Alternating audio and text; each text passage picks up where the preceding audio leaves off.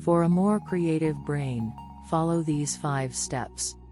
Nearly all great ideas follow a similar creative process, and this article explains how this process works. Understanding this is important because creative thinking is one of the most useful skills you can possess. Nearly every problem you face in work and in life can benefit from innovative solutions, lateral thinking, and creative ideas. Anyone can learn to be creative by using these 5 steps. That's not to say being creative is easy. Uncovering your creative genius requires courage and tons of practice. However, this 5-step approach should help demystify the creative process and illuminate the path to more innovative thinking. To explain how this process works, let me tell you a short story. In the 1870s, newspapers and printers faced a very specific and very costly problem.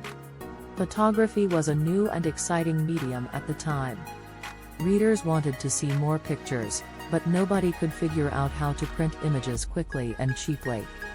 For example, if a newspaper wanted to print an image in the 1870s, they had to commission an engraver to etch a copy of the photograph onto a steel plate by hand. These plates were used to press the image onto the page, but they often broke after just a few uses. This process of photo engraving, you can imagine, was remarkably time-consuming and expensive. The man who invented a solution to this problem was named Frederick Eugene Ives. He went on to become a trailblazer in the field of photography and held over 70 patents by the end of his career. His story of creativity and innovation, which I will share now, is a useful case study for understanding the 5 key steps of the creative process. Ives got his start as a printer's apprentice in Ithaca, New York.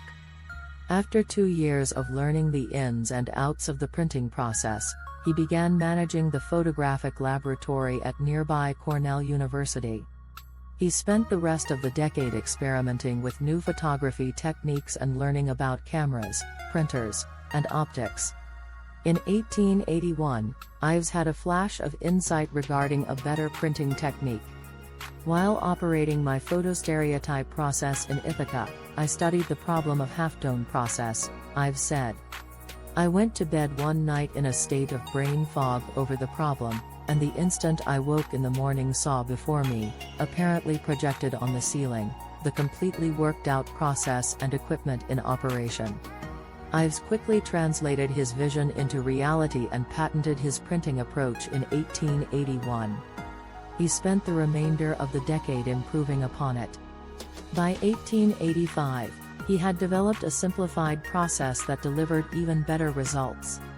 The Ives process, as it came to be known, reduced the cost of printing images by 15x and remained the standard printing technique for the next 80 years. Alright, now let's discuss what lessons we can learn from Ives about the creative process. The printing process developed by Frederick Eugene Ives used a method called halftone printing to break a photograph down into a series of tiny dots.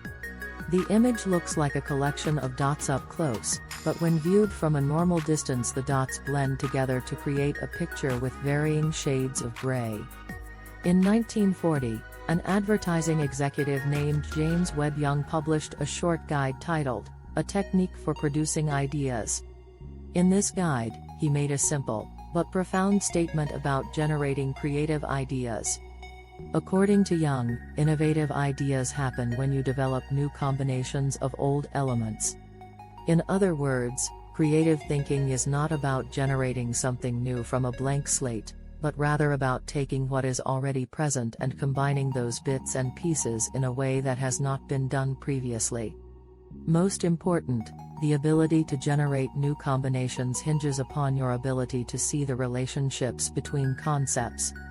If you can form a new link between two old ideas, you have done something creative. Young believed this process of creative connection always occurred in 5 steps. Gather new material. At first, you learn.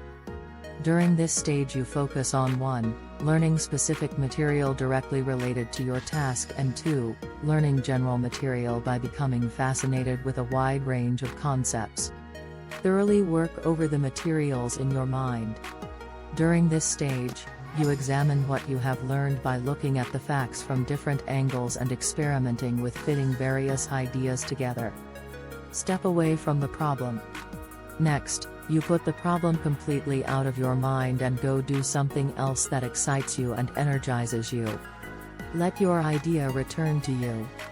At some point, but only after you have stopped thinking about it, your idea will come back to you with a flash of insight and renewed energy. Shape and develop your idea based on feedback. For any idea to succeed, you must release it out into the world, submit it to criticism, and adapt it as needed. The creative process used by Frederick Eugene Ives offers a perfect example of these 5 steps in action. First, Ives gathered new material. He spent 2 years working as a printer's apprentice and then 4 years running the photographic laboratory at Cornell University. These experiences gave him a lot of material to draw upon and make associations between photography and printing. Second, Ives began to mentally work over everything he learned. By 1878, Ives was spending nearly all of his time experimenting with new techniques. He was constantly tinkering and experimenting with different ways of putting ideas together. Third, Ives stepped away from the problem. In this case, he went to sleep for a few hours before his flash of insight. Letting creative challenges sit for longer periods of time can work as well. Regardless of how long you step away, you need to do something that interests you and takes your mind off of the problem. Fourth, his idea returned to him. Ives awoke with the solution to his problem laid out before him. On a personal note, I often find creative ideas hit me just as I am lying down for sleep. Once I give my brain permission to stop working for the day, the solution appears easily. Finally, Ives continued to revise his idea for years. In fact, he improved so many aspects of the process he filed a second patent. This is a critical point and is often overlooked. It can be easy to fall in love with the initial version of your idea, but great ideas always evolve. The creative process, in short. An idea is a feat of association, and the height of it is a good metaphor. Robert Frost. The creative process is the act of making new connections between old ideas. Thus, we can say creative thinking is the task of recognizing relationships between concepts. One way to approach creative challenges is by following the 5-step process of 1. Gathering material, 2. Intensely working over the material in your mind, 3. Stepping away from the problem, 4. Allowing the idea to come back to you naturally, and 5. Testing your idea in the real world and adjusting it based on feedback. Being creative isn't about being the first, or only, person to think of an idea.